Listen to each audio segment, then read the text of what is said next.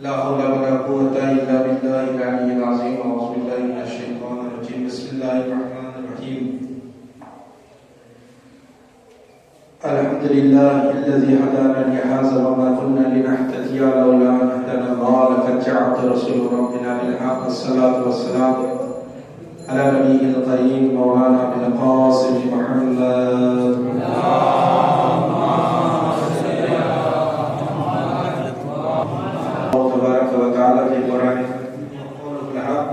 بسم الله الرحمن الرحيم. إذا أصابتهم مصيبة قالوا إنا لله وإنا إليه راجعون.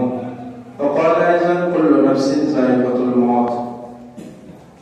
মুসলিমে সালাতুল জুমা এবং মাসাদার আপনাদের সম্মুখে কোরআন মাজিদের আয়াত তেলাওয়াত করার সৌভাগ্য লাভ করেছি।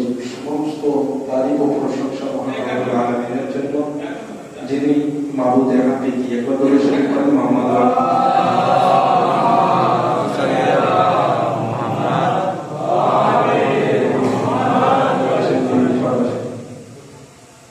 আল্লাহ তাআলা কোরআন মাজিদের ভিতরে ইরশাদ করছেন, ইযা আসাবাতুহুম মুসিবাতুন, যখন তোমাদের উপরে কোনো মুসিবত আসবে, ক্বালু, তো তোমরা বলবে কি, ইন্না লিল্লাহি ওয়া ইন্না ইলাইহি রাজিউন। এজন্য যখন কোনো ব্যক্তি ইন্তেকাল করে, ইন্তেকাল মানে এক স্থান থেকে অন্য স্থানে যাওয়া, এক স্থান থেকে অন্য স্থানে যাওয়া, অর্থাৎ এই দুনিয়া থেকে অন্য দুনিয়ায় যাওয়া।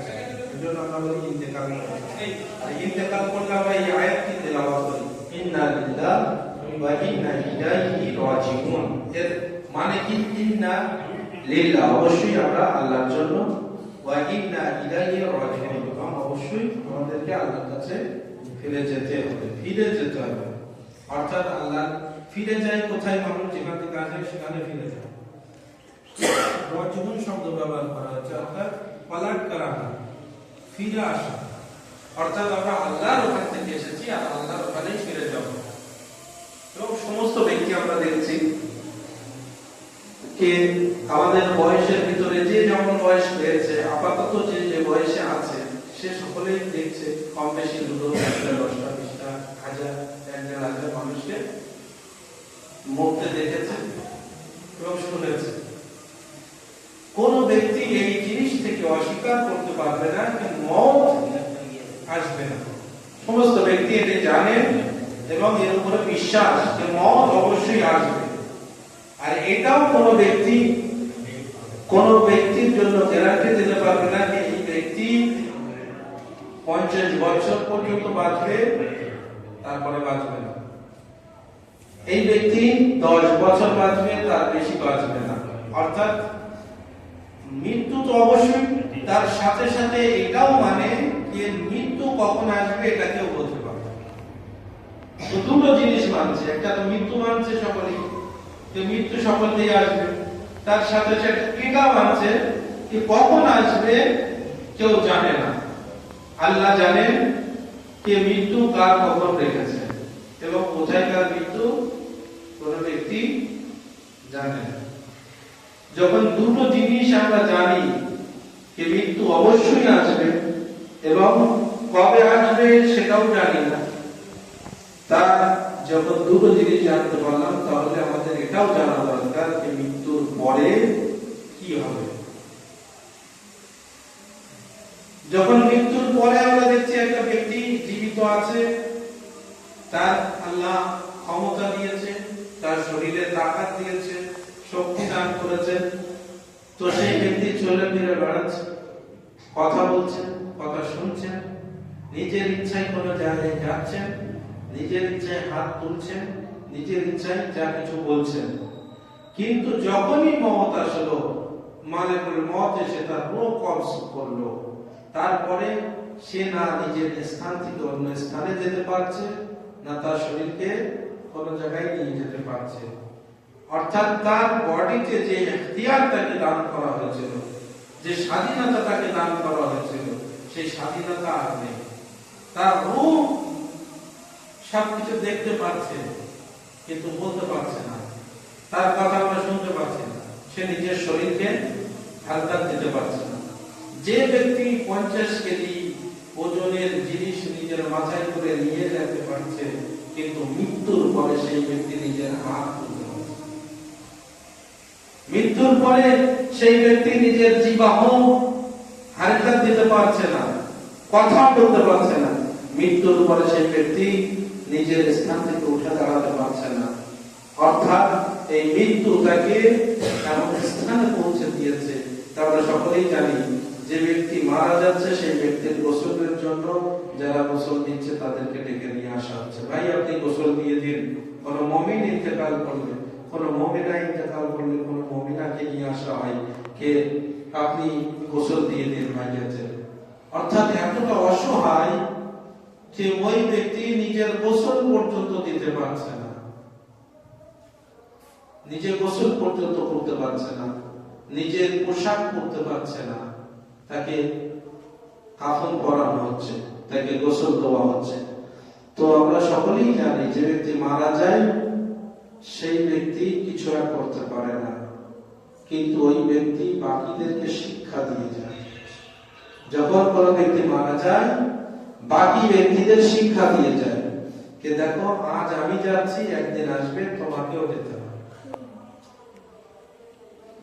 কোন ব্যক্তি, আমরা যারা এখানে উপস্থিত আছি, আমরা যারা জানি ওই ব্যক্তিকে, কোন ব্যক্তি এটা ভেবেছিল যে ওই ব্যক্তি মারা যাবে এমন দিনে?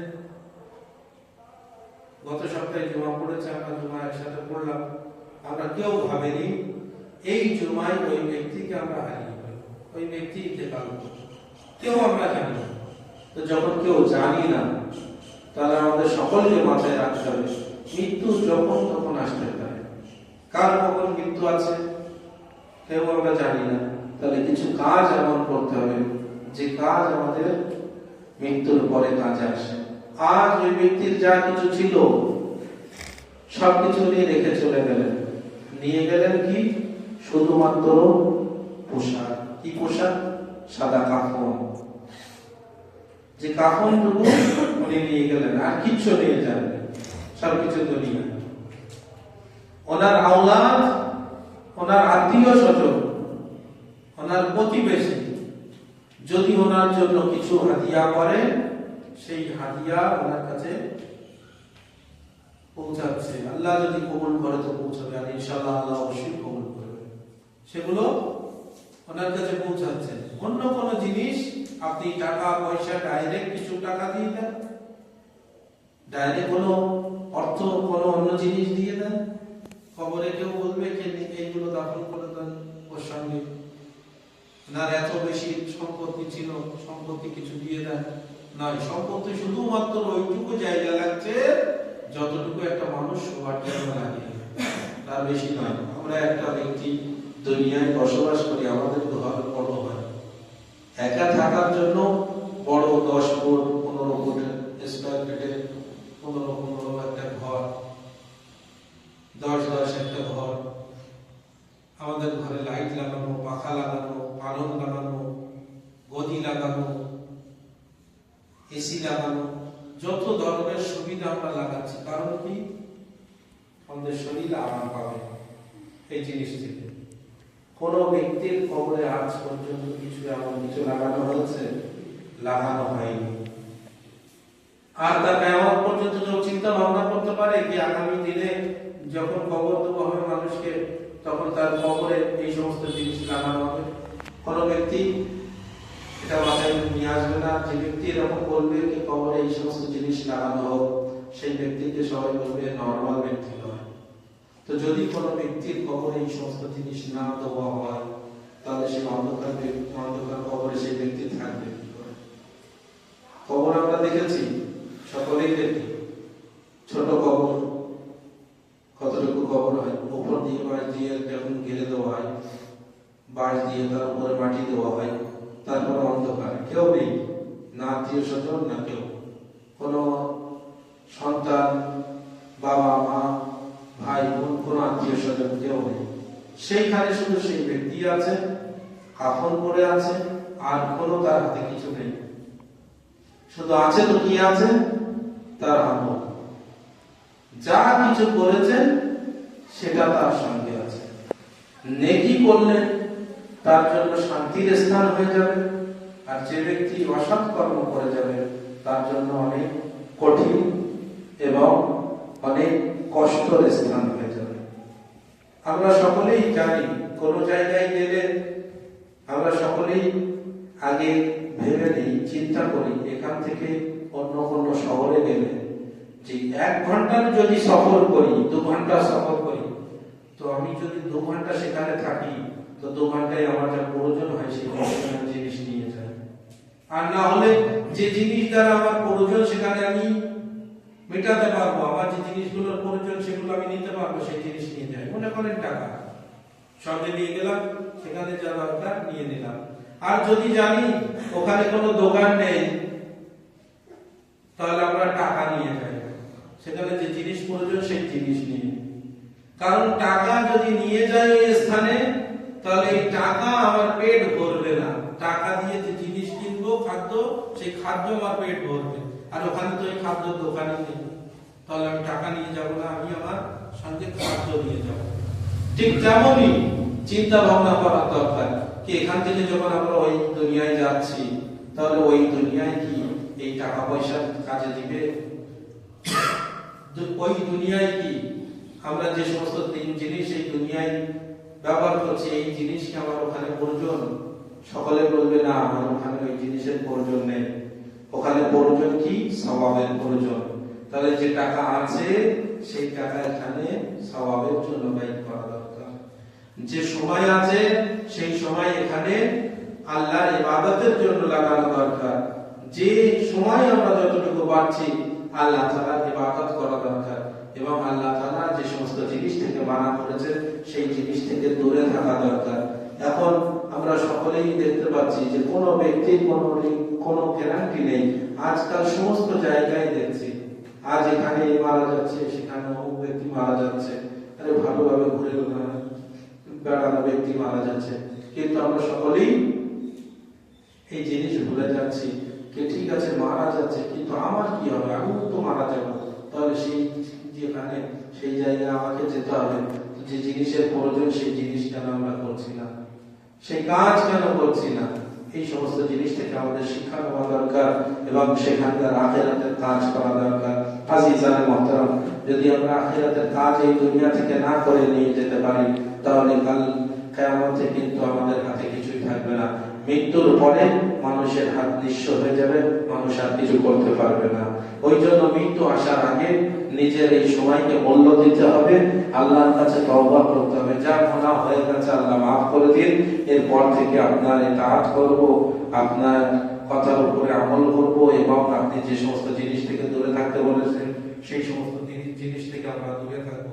আমাদের সকলকে আল্লাহ তৌফিক দান করুন, আমরা যেন আল্লাহ আপনার নেকি করতে পারি, আর আমাদের সমস্ত ব্যক্তিকে তৌফিক দান করেন যে সমস্ত জিনিস আপনি মানা করেছেন অসৎ কর্ম, সেই অসৎ কর্ম থেকে যেন আমরা দূরে থাকতে পারি।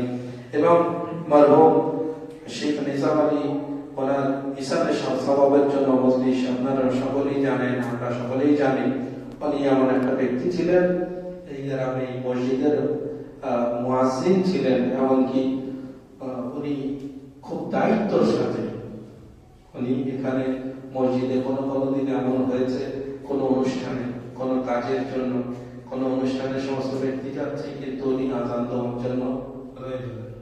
উনি আজান দেবেন, কে আমি যদি যাই তাহলে আমাকে দেবেন, এমনও দিন গেছে। তাহলে ওই ব্যক্তি, যে ব্যক্তি এত কিছু করেছেন, অবশ্যই আল্লাহ তাআলা ওনার নেকিকে কবুল করবেন, আর আমরা সকলেই দোয়া করি আল্লাহ তাআলা ওনার নেকিকে কবুল করবেন, এবং ওনার যে সমস্ত যদি কোনো ভুল ত্রুটি থাকে, ওনার গুনাহ থেকে থাকে, সেগুলোকে মাফ করে দেবেন। এবং আমরা সকলেই জানি মুসিবত যখন আসে তখন আল্লাহ তাআলা বলেছে বলো ইন্না লিল্লাহি ওয়া ইন্না ইলাইহি রাজিউন, এবং আমরা সকলেই আহলে বাইত রাসূলের চাহনেওয়ালা। আমাদের উপরে যখন মুসিবত আসে, যে একটা ব্যক্তি মারা গেলে কোনোদিন সেই ব্যক্তির ব্যাপারে বলা যাবে না যে এই ব্যক্তির এখনো মৃত্যুর সময় আসেনি, এই ব্যক্তির মৃত্যুর বয়স হয়নি, এখন কেন মারা গিয়েছেন, এর মৃত্যুর সময় হয়নি, অন্য সময়, এটা বলা মানে আল্লাহর উপরে অভিযোগ করা। মানুষ চোখ থেকে অশ্রু বার হয় একটা মায়া মহব্বতের জন্য, তার মানে এই নয় যে এমন কোনো কথা, এমন কোনো বাক্য মুখ থেকে বাক্য করে দিলাম যে বাক্য অন্য কোনো বড় স্থানে গিয়ে দাঁড়াচ্ছে। এটা মাথায় রাখতে হবে। আমাদের সকলে বেকার হয়ে যায়। আমাদের যখন মাইয়াত হয়, ঘরে আত্মীয় স্বজন বেকার হয়, সে নিজের খেয়াল রাখে না। এবং সকলকে এই জিনিস মাথায় রাখবেন যে মৃত্যু হক, আর মৃত্যু অবশ্যই আসবে। যার যে সময় যে স্থানে, সেই স্থানে তার মৃত্যু হবে। অর্থাৎ আল্লাহর নিযুক্ত করা সময়, নিযুক্ত করা জিনিসকে কোন রকম ভাবে ভুল বলা যাবে না। এটা আমাদের মাথায় রাখতে হবে।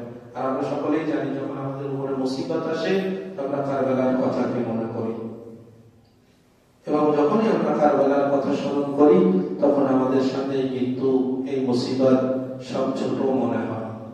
কারণ কি? কারণ হচ্ছে যে ব্যক্তি মাইয়াত হয়ে গেছে, ওনার ইসারে স্বভাবের মজলিসে আমরা অংশগ্রহণ করেছি, ওই ব্যক্তির আওলাদ, ওনার সন্তান জীবিত আছে, ওনার স্ত্রী জীবিত আছে, ওনার ভাই জীবিত আছে, ওনার অন্য সমস্ত আত্মীয় স্বজন আছে। অবশ্যই একটা বেদনা, একটা দুঃখের জিনিস। অবশ্যই মানুষের চোখ থেকে অশ্রু চলে আসে। কারণ কি? মায়া মহব্বত, যে উনি আমাদেরকে ছেড়ে, ওনার মৃত্যু চলে এসেছে, তো উনি আমাদেরকে ছেড়ে চলে গেলেন অন্য দুনিয়ায়। তো ওনার সাথে যে মহব্বত ছিল, সেই মহব্বত মায়া আমাদের চোখ থেকে অশ্রু বার করে নিয়ে আসে। তো এতে অসুবিধে নেই। কিন্তু মৃত্যুকে অকাল মৃত্যু বলা, এখানে অসুবিধা। আর আমরা সকলেই জানি, সকলের চোখ থেকে পানি ঝরে, অশ্রু ঝরে। কেউ অমুক আমার এই রিশতায় ছিল, এই সম্পর্ক ছিল, অমুকের সাথে এই সম্পর্ক ছিল, উনি চলে গেলেন। আমি একটা সাধারণ ক্ষুদ্র একটা ব্যক্তি, পাপী, গুনাহগার বান্দা, আল্লাহর কাছে তওবা করি, মুখ থেকে যদি কোনো খারাপ কথা বার হয়ে যায়, তাহলে সেগুলোকে মাফ করে দেবেন। হয়তো খুতবার সময় একটা শব্দ, যেটা অন্য শব্দ বয়ান করতে গিয়ে বয়ান হয়ে গেছে, আল্লাহর কাছে মাফ করি, সকলের কাছ থেকে মাফ চাই। কি যেমন ইমাম হুসাইন আলাইহিস সালামের আওলাদকে ইমাম হুসাইন হাসান কুরবানি দিয়েছে, তার শহীদ শব্দ ব্যবহার হয়েছে। তো আল্লাহ তাআলার কাছে মাফ চাই। এবং আমরা সকলেই জানি, ওই ব্যক্তি উনি নামাজ পড়তেন জানি ইসারে সওয়াবের মজলিস, এবং যখন আজান হচ্ছে, তখন মনের ভিতরে ওনার কথা জেগে উঠছে। ওই ব্যক্তি আজান দিতেন, এই মসজিদ রওয়ানা ছিল ওনার জন্য। যখন আজান নামাজ শেষ হচ্ছে, মুসাফিয়া করার সময় যখন আমরা ঘুরে মুসাফিয়া করছি, তো উনি পিছনেই দাঁড়াতেন, তবু চোখে পানি এসে যাচ্ছে। কেউ ওই ব্যক্তি 2 দিন আগে 3 দিন আগে ছিলেন, কিন্তু আজ আর সেই ব্যক্তি নেই। এবং সকলের মনে একটা দুঃখ আছে, কিন্তু আমরা সকলেই এই দুঃখকে কারবালার দুঃখ স্মরণ করে ভুলে যাচ্ছি। কারণ আজ যে ব্যক্তির ইসারে সওয়াবের মজলিস হচ্ছে, তার আওলাদদের, ভাই, আত্মীয় স্বজনদের সবাই এসে পাশে দাঁড়ায়, এবং দাঁড়িয়ে সবাই এসে বলছে, হ্যাঁ তুমি চিন্তা করো না, দুঃখ করো না, আমরা তো সকলেই আছি, আমরা তো সকলেই তোমাদের সঙ্গে আছি, তোমরা দুঃখ করো না। এমনকি তাদের খাওয়ানোর জন্য কেউ না কেউ এসে ধরে নিয়ে তাদের খাদ্য খাইয়ে দিচ্ছে। তাদের এতটা ভালো কি তাদেরকেও এসে খাদ্য খাইয়ে দিচ্ছে। কিন্তু হায় রে কারবালা, ইমাম হুসাইন আলাইহিস সালাম যখন শহীদ হলেন, ইমাম হুসাইন আলাইহিস সালামের ছোট্ট একটা সাকিনা, ছোট্ট কন্যা ছিল। সেই কন্যা 3 দিন ভুখা পিপাসায় ইমাম হুসাইন আলাইহিস সালাম শহীদ হয়েছে, আমরা সকলে বলি, কিন্তু ওনার ভুখা পিপাসা কেউ জানে না কবে থেকে ছিল। আল্লাহু আকবার। যখন মাওলা হুসাইন শহীদ হলেন, সমস্ত সবাই জানে, কেউ যদি এতিম হয় কোনো বাচ্চা, তাহলে সকলে এসে জড়ো করে। আর যদি সেই বাচ্চা ছোট হয় না, তো পাড়া প্রতিবেশী সবাই করুণা করে তাকে কোলে নিয়ে আদর করে। এত ছোট বাচ্চা এই বয়সে এতিম হয়ে গেল, তার উপরে মাথার উপরে হাত রাখে, তাকে কত যুক্ত করে। কিন্তু হায় রে এতিমা, বিবি সাকিনা সালামুল্লাহ আলাইহা ইমাম হুসাইন আলাইহিস সালামের শাহাদাতের পরে জানে আরে খেমাগুলোকে আগুন লাগিয়ে দিল। সাকিনার জামায় আগুন লেগে গেছে, সাকিনা ছুটতে থাকলো। জালিম এসে সাকিনার কানের দুলকে জোরে টেনে ছুঁড়ে ফেললো। আরে কানের দুলের সাথে সাথে আরে সাকিনার রক্ত কান থেকে ঝরতে লাগলো। আরে সাকিনার মুখে কেউ এসে চোখ মারছে, তো কেউ পিঠে চাবুক মারছে। আরে সাকিনাকে কেউ কোলে তুলে মারেনি। আরে না, সাকিনা তোমার বাবা শহীদ হয়েছে, তো কি হয়েছে? চলো আমরা আছি। সাকিনার উপরে সকলে জালিমের অত্যাচার করেছে। কি সৌভাগ্য আপনাদের, আমাদেরকে আমার আপনাদের কোন আত্মীয় মারা গেলে কেউ এসে সান্ত্বনা দেয়, কিন্তু আপনার মৃত্যুর পরে, আপনার শাহাদাতের পরে আপনার ছোট্ট সাকিনার কি অবস্থা হলো, আরো দিনের কি অবস্থা হলো। ইন্না লিল্লাহি ওয়া ইন্না ইলাইহি রাজিউন। দরাজাত বেকসাই মুতসলিম ইয়া আল্লাহ ইয়া আল্লাহ ইয়া আল্লাহ। পরওয়ারদিগার আলম, এই ছোট্ট ইবাদত যে মজলিস করলাম, পরওয়ারদিগার আলম এই মজলিসের সওয়াবকে মরহুম শেখ নিজামুদ্দিন নিজামানি, শেখ নিজামানি ইবনে কমরুদ্দিন ওনার রূহকে ইসাদ করে দিলাম। পরওয়ারদিগার আলম এই মজলিসের ওয়াসিলা চাইলে মাসুমিন আলাইহিস সালামের ওয়াসিলা, উনি আসাদার ব্যক্তি ছিলেন, আসাদারি করতেন। দুনিয়ায় কত নেকি করেছেন, আল্লাহ সমস্ত নেকিকে কবুল করে দেবেন। পরওয়ারদিগার আলম উনি ওনার ব্যবসাকে ছেড়ে নামাজের সময় হলে উনি ছুটে নামাজে আসতেন। পরওয়ারদিগার আলম ওনার এই ইবাদতগুলোকে আপনার দরবারে কবুল করে দেবেন। পরওয়ারদিগার আলম ওনার ইবাদতে যদি কোনো খামিয়া থাকে সেগুলোকে মাফ করে আপনার দরবারে কবুল করে দেবেন। পরওয়ারদিগার আলম ওনার কবরে যদি কোনো আযাব থেকে থাকে, মুহাম্মদ আলাইহিস সালামের সাদকায় সেই আযাবকে কবর থেকে দূরে সরিয়ে দিবেন। পরওয়ারদিগার আলম চলার পথে যদি কোনো ভুল ত্রুটি করে থাকেন সেগুলোকে মাফ করে দিবেন। পরওয়ারদিগার আলম যদি কোনো ব্যক্তির কাছে অন্যায় করে থাকেন তাহলে সেই ব্যক্তিকে তৌফিক দান করবেন যে সেই ব্যক্তি যেন ওনাকে মাফ করে দেন। পরওয়ারদিগার আলম ওনার কবরের উপরে আপনার বিশেষ রহমত বর্ষণ করবেন। পরওয়ারদিগার আলম দেখতে মুহাম্মদ আলাইহিস সালামের সাদকায় আমরা দোয়া করছি। পরওয়ারদিগার আলম ওনার হাত উচ্চ করে দোয়া করছি। পরওয়ারদিগার আলম এই যে নামাজ উনি পড়তেন, এই নামাজকে ওনার কবরের সঙ্গী বানিয়ে দিবেন। এই নামাজ আহলে বাইত আলাইহিস সালামের উনি মুআদ্দাত রাখতেন। আহলে বাইত আলাইহিস সালামের মুআদ্দাতকে ওনার কবরের অন্ধকার থেকে, ওনার কবরে আহলে বাইত আলাইহিস সালামের নূর থেকে নূরান্বিত করে দেবেন। পরওয়ারদিগার আলম ওনার কবরকে আরামের স্থান বানিয়ে দিবেন। ওনার রূহকে আহলে বাইত আলাইহিস সালামের জওয়ান ওনাদের পাশে জায়গায় ইনায়েত করবেন। পরওয়ারদিগার আলম ওনার কবরের একটা পার্ট, জান্নাতের একটা পার্ট ওনার কবরে খুলে দিবেন। পরওয়ারদিগার আলম কবরে সমস্ত ধরনের আরামকে ওনার কবরে অবতীর্ণ করবেন, সমস্ত দুঃখ কষ্ট ওনার কবর থেকে দূরে রাখবেন। পরওয়ারদিগার আলম ওনার আওলাদ আত্মীয় স্বজন যারা দুনিয়ায় বেঁচে আছেন তাদেরকে সুস্থ রাখবেন, তাদেরকে সবর করার তৌফিক দান করবেন। উপস্থিত যতগুলি মুমিন আছে তাদেরকে সমস্ত আমাদের সকলের আত্মীয় স্বজন যারা মারা গিয়েছেন তাদের কবরের উপরে আপনার বিশেষ রহমত বর্ষণ করবেন।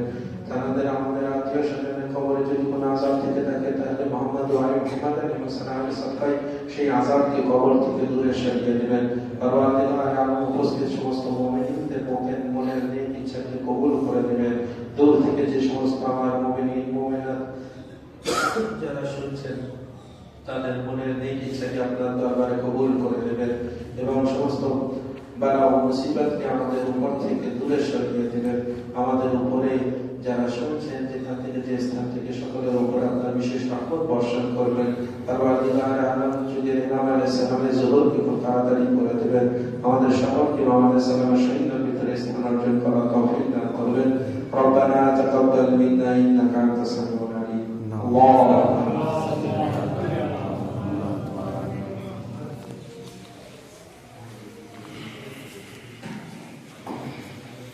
السلام عليكم يا عبد الله، السلام عليكم يا رسول الله، السلام عليكم ورحمة الله وبركاته، السلام عليكم مولانا الغرباء، السلام عليكم يا معين الضعفاء والفقراء. السلام عليك يا شمس الشموس. السلام عليك يا نسل الرؤوس أيها المدفون بعز الدوس.